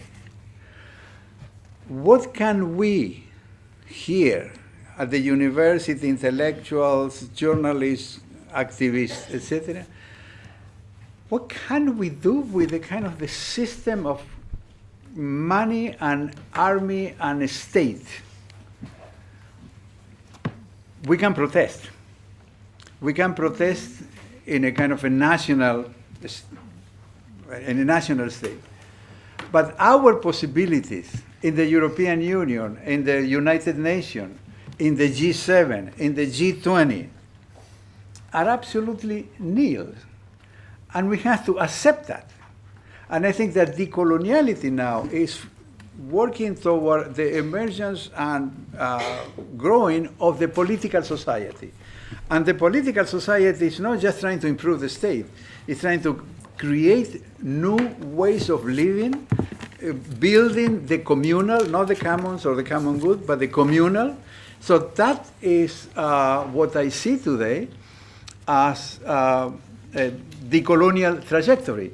And for that, knowledge is fundamental, because knowledge controls subjectivity, and we cannot pretend to be decolonial subject with a kind of modern colonial ego. And that is where the kind of the idea of the communal building and the communal, and there is a lot of things that we are doing in different. So, yeah, this is a talk show, but you can take it in two ways. It's not the only thing we do is just kind of going around and having an agent that organizes our kind of talk shows around the world. We do a lot of things beyond the talk show. But on the other hand, you can take the talk show in a positive way. How do you learn? In conversation. So these kind of spaces for me is just kind of a starting conversation. For those who want to engage in a conversation, they will find the way. Those who are not interested in engaging in conversation say, well, now I know what decolonial is, but I am not interested. In that sense, we said that decolonial is an option, it's not a mission. Exactly. That's another important thing in relation to, we are not missionaries to trying to say, hey, we have the solution. Mm-hmm. You have to convert. No, we find our way, and we put it on the table, and it is up for grab. Can I just, when we do that from the space of university, it is a very privileged position to be in. There are people that decolonization is very much a mission, but they're not in these, even Stefan was talking about no-go zones or frontier zones. The university is definitely one of those places.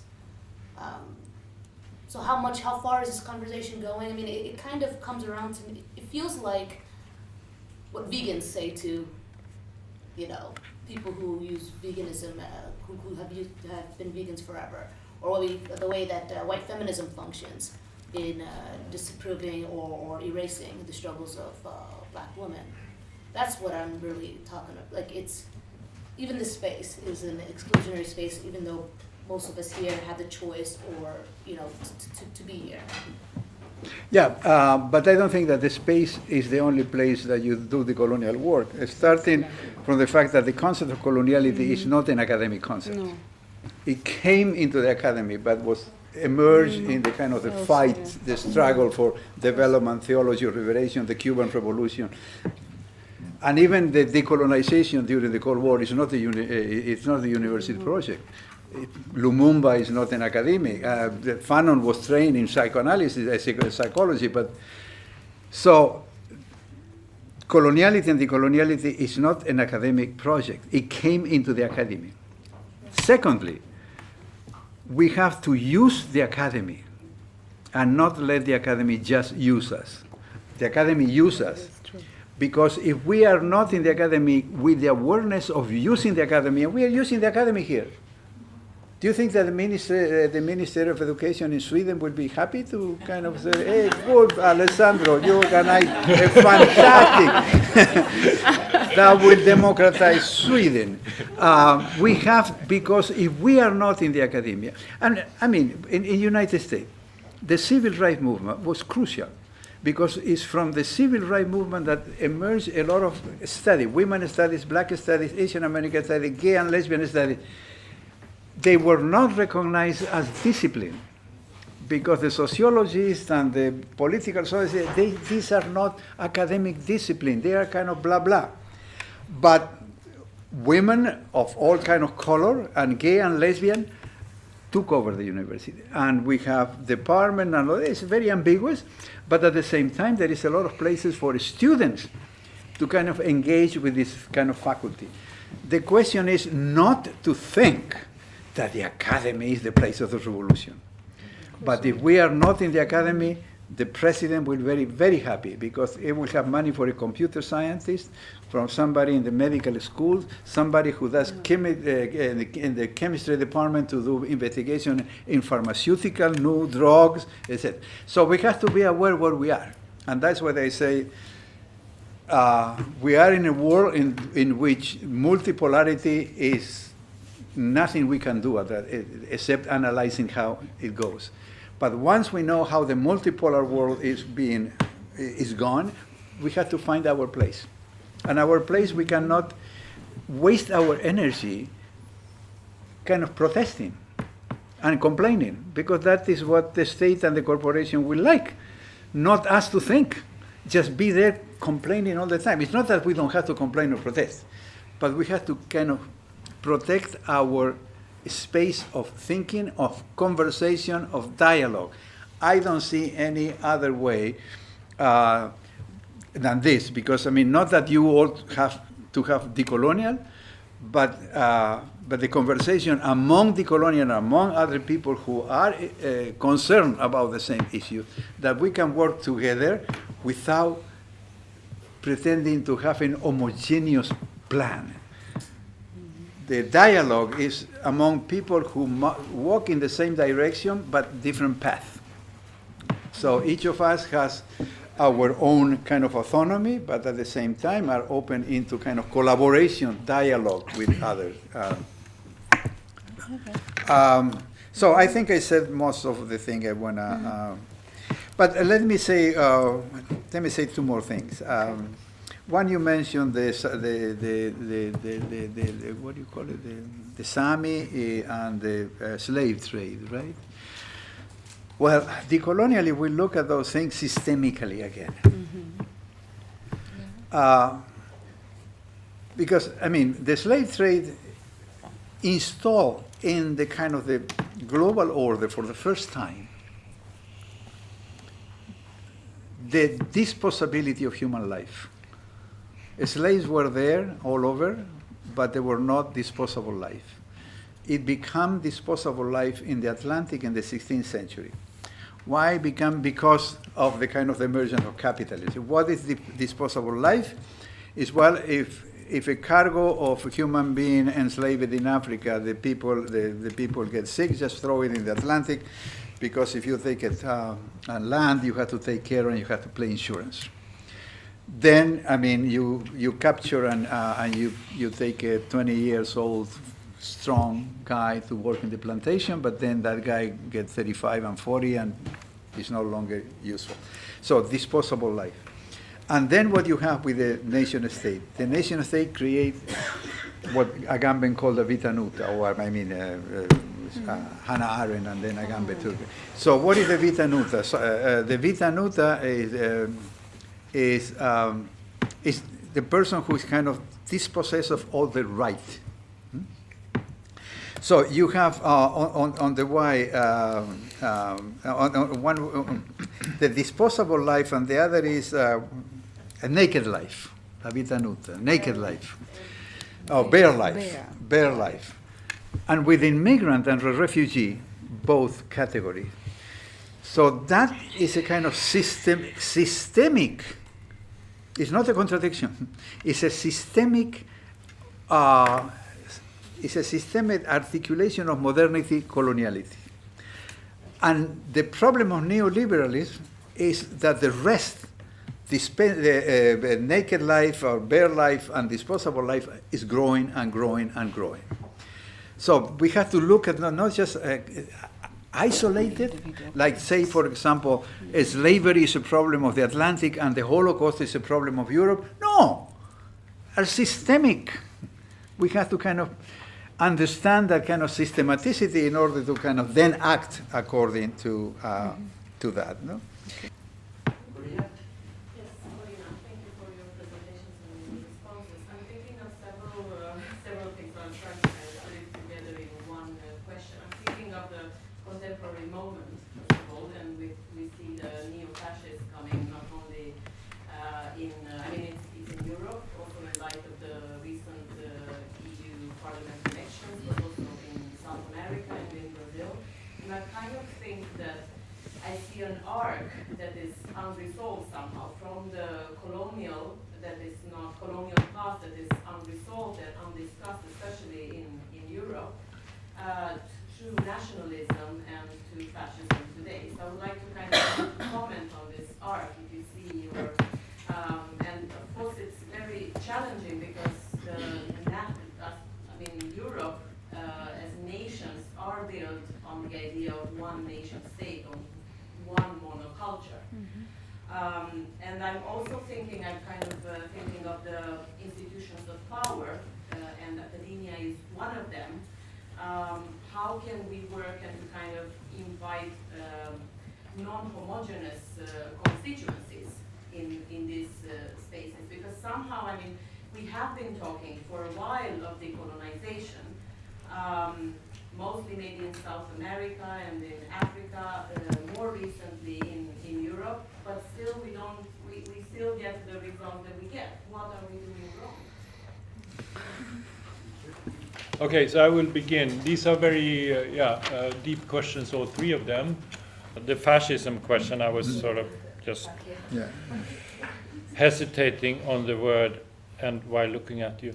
I think the way I would connect the neo-fascist moment to these political and theoretical concerns that we have been discussing is you have to link it to a certain moment in the development of capitalism here today, after that is linked in the short term to the fiscal crisis of 2008, to regimes of austerity, and how it is in the interest of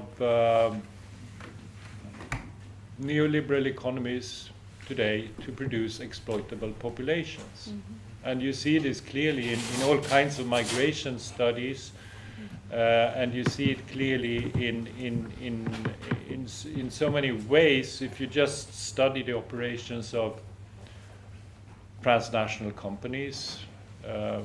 This is the phenomenon of neo-fascism. We should offer an economic analysis to it to make sense of it. And this is not what we usually do today, but we talk about populism, right? Why people vote for authoritarian leaders and so on and so forth. So that's completely the opposite direction, where we think that there is something wrong with people because they vote for fascists. And then you have sophisticated theories, and especially in political science and so on today, this is a booming field, populism studies. But populism is always part of democracy. There is always that surplus of democratic unrepresentability that has always been called sort of popular power. And that is a problem in itself, but it's chronic for democracy. Wherever you take democracy seriously, you will have something that is today sort of demonized as populism. Of course, it's regrettable that people vote for authoritarian politics, and we have to struggle against that. And of course, it's unfortunate that people become racist and so on.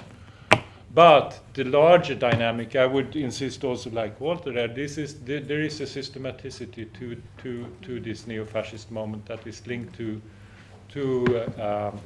the global conjuncture of capital, and we have to link these two things together, how democracy is used to promote and to justify a certain kind of neo-fascist rule. So, and then to Nasira's, just very briefly, what are we undoing? I mean, in this context, for me, we are trying to undo. I think this is important. I see this both as a theoretical global context, and there is much to say about that, but Walter and Medina will address that. But what are we undoing here? We are maybe undoing that kind of homogeneity in the academy that you talked about also, and we are undoing, continuously trying to undo various kinds of privilege and racism that of course also is reflected in this panel, as you suggested, down there. So that's what I have to say. Yeah. Thank you. Okay, you want me to comment? You Well, can actually undo it now, so maybe you should give up your seat. What did he say? Yeah, please come on. Oh, please come on.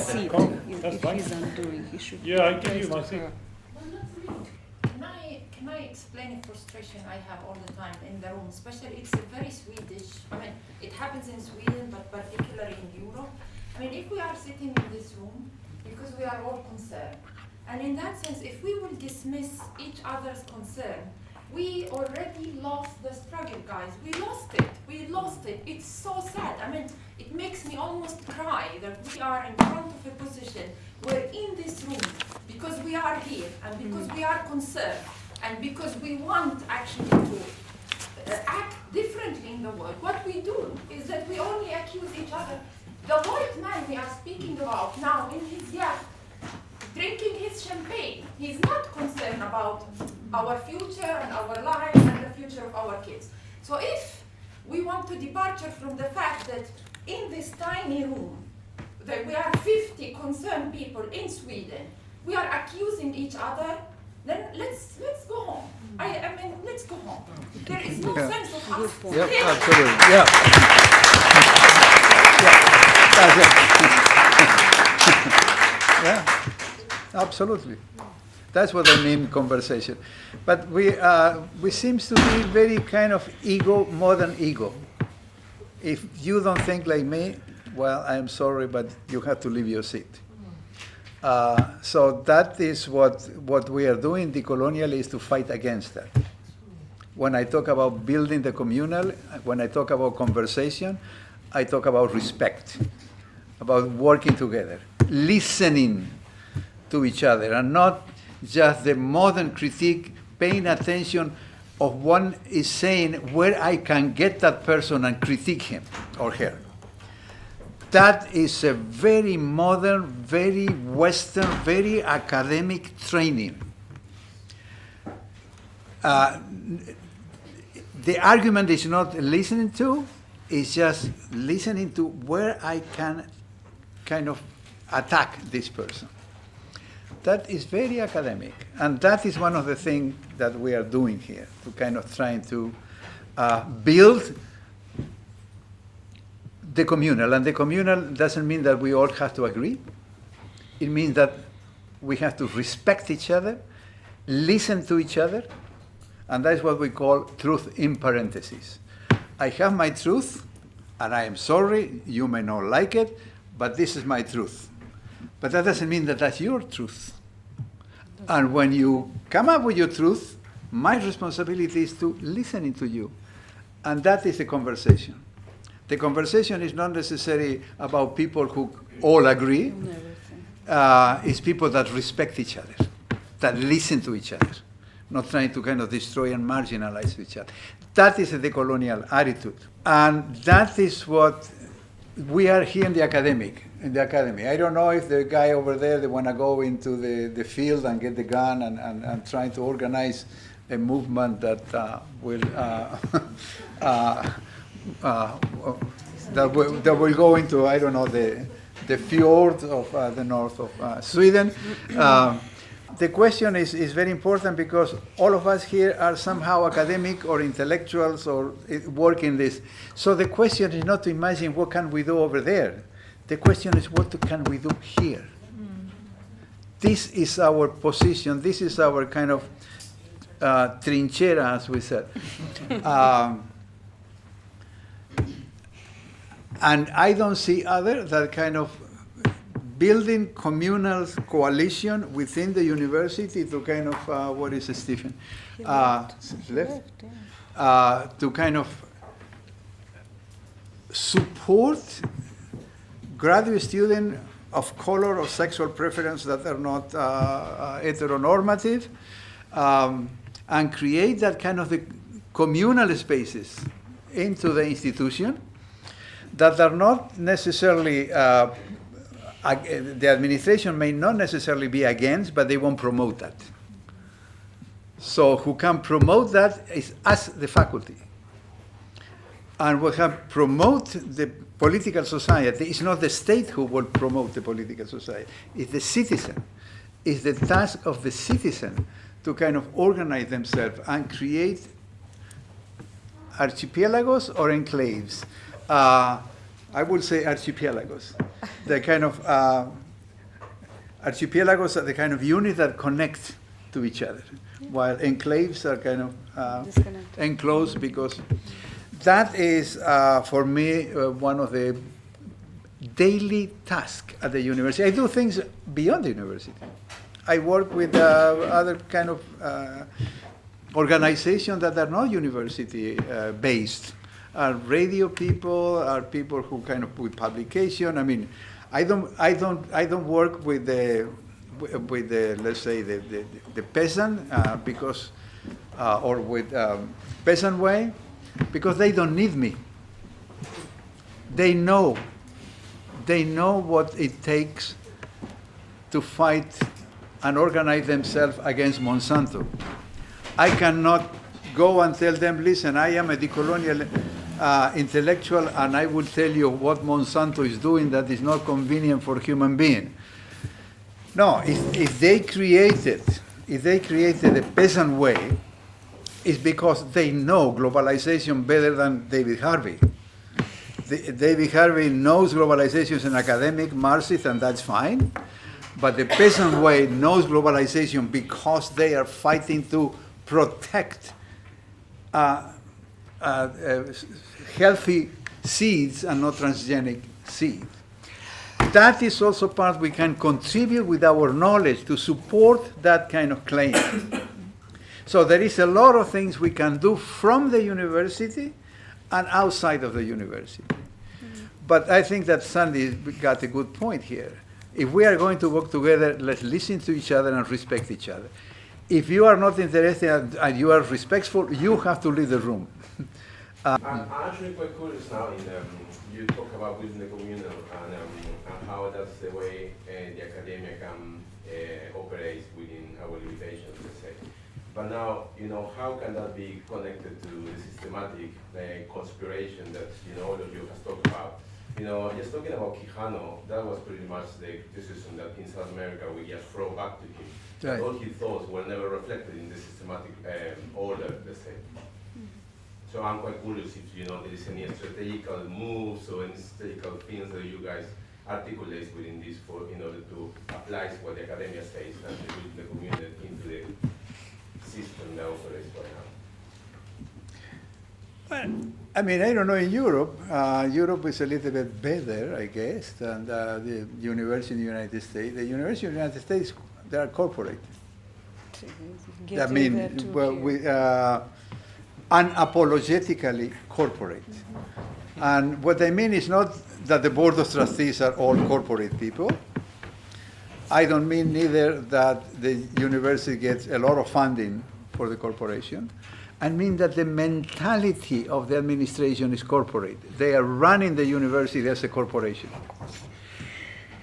So the question is for the faculty that knows that, and that is what we are kind of working together in our seminars, in our kind of relationship with the students, in our relationship with ourselves, to build that other kind of way of living that is not what the University of Duke will do, to just encourage a student to be successful and innovative. And success in innovation for modernity, and successful to kind of get a good job within the corporation, the bank, etc., etc. Well, we do say, well, we are not kind of training you to be a failure. We don't promote failure. We are promoting another kind of living.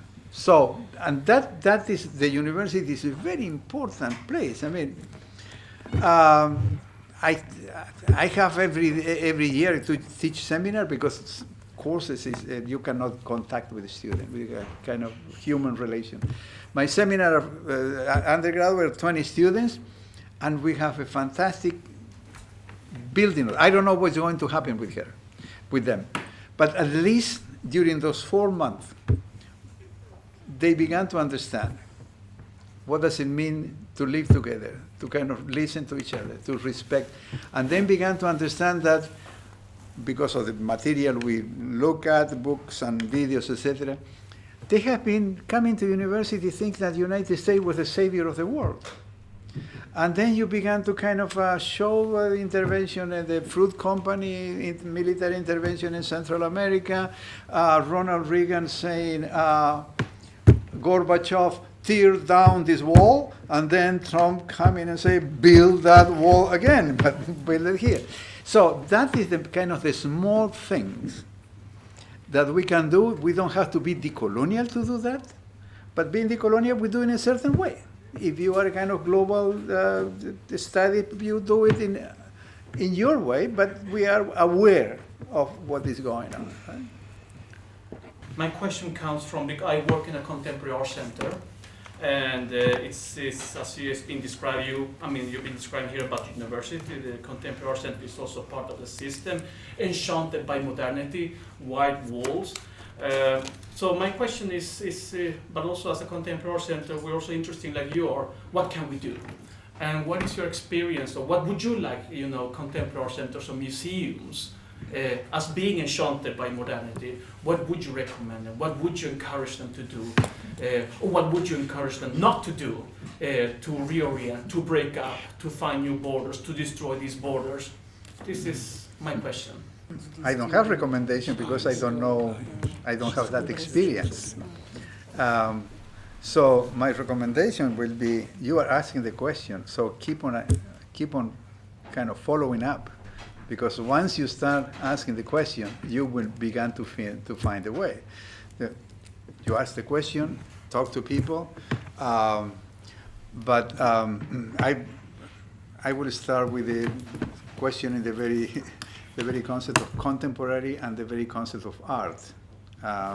So once you start there, you will have a kind of very good beginning. So don't take any concept established for granted. That is one of a kind of basic decolonial principle. Democracy, art, contemporary modernity, all those kind of concepts are subjective. That have been created at some time by someone because of a need. We don't have to accept it. So we have to kind of in there. We call that decoloniality because we talk about coloniality of knowledge. So knowledge, as Medina said, becomes the most kind of crucial domain of the colonial measure of power, because when you control knowledge, you control subjectivity. And when I talk knowledge, it's not, if you are a capitalist, how to do transaction, how to do kind of, you are a banker, kind of devise tricks to get people to borrow money and then lose the house and all of that. That is knowledge too. But the knowledge I'm talking about is the knowledge that makes people believe that you have to have a house. And once you need that you have a house and you have that in your body, you get any money and you don't pay attention to. So coloniality of knowledge is controlling us. So decoloniality is the linking from that knowledge. So that's why we call it. Because there is no other option that is satisfactory. When we talk about decolonial option, and the science we call decolonial, it's because we live among options. Not only that decoloniality is an option and not a mission, that we live among options. The belief system option, or what we call religions. The system of ideas, what we call ideology, they are all options. Marxism, liberalism, neoliberalism, etc. And the discipline, they are all options. So the decolonial thinking is an option that enters as kind of as a disruptor, as Uber, for example, they kind of disrupt the, uses the technology, uses the, to, so because our only kind of analytic problem is how the colonial matrix of power function. To understand how it functions, it's necessary to know how to with the link. And we cannot the link all at once. It depends on who you are, what is your ethnicity or sex or sexual preference or nationality or religion or languages, etc. You will find yourself. Because there is no outside of the colonial matrix of power. We are all inside. The colonial matrix of power cannot be studied from above, from the discipline. It's like the movie, The Matrix. We are all in. You get the blue or the red pill. You have to decide. So the last question was very complex. Can you summarize it for me? What were the points? There were many points. There were many points. My PhD student, she's very smart. They are very smart. But I will take one. I will take one that is very important in this conversation. The question of land. Yes, that's central, I think, yes. So, and that is what is very important in relation to other questions. We have to understand that the decolonial, as we non-indigenous people are talking about, is one version of the decolonial. For indigenous people, we cannot tell the indigenous people, hey, you say, you know you have been colonized. You know that we are academic and we will let you know that you have been colonized and we will tell you how to decolonize. So for indigenous people, land is fundamental, not because, as you know, it's a kind of private property, but because it's spirituality, because it's life. So that is another version of decolonization. Afro-American, but I mean American, including the United States, they have their own concept of decolonization. The Afro-Caribbean activists and thinkers, they have their, and for them it's not land, it's the Middle Passage. Yes. For us who come from Quijano, the foundation is that we are, our ancestors somehow are the European colonizer. So is that what, with that ancestry, we kind of confront the colonial ancestry. For you will be, for example, I think the British, right? But at the same time, you don't belong, if I guess, the British are not your ancestor. The British were your settlers. But we descend from the settler or the immigrant. The European immigrant that arrived to the Americas in the end of 19th century, etc.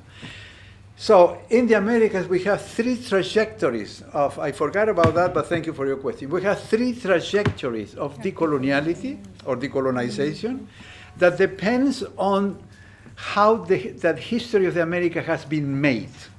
And the history of the America has been made the first 3 centuries by 3 demographic, diverse, bien sûr, human groups. What we call the pueblos originarios, the people who have been there from the Mapuche to the Anishinaabe in Canada, going through the Tohola Valleys and the Lakotas and Dakotas in the United States. They were there. So their approach comes from that And they call decolonization. They call decolonization because it's colonization. We kind of dispossessed them from the land, broke away the kind of communities. So decolonization for them is rebuilding. And they're activists, but now we have intellectuals who went to the university and so make that. And for the second group was a European original settler, but then immigrants. The settler got there without invitation, without passport, and they stayed. And then those settlers invited immigrants from Europe because African and indigenous people cannot do a good job in kind of making our nation progress. We have to come people from Europe. And the third component is the kind of the forced migration of the slave trade, millions of people.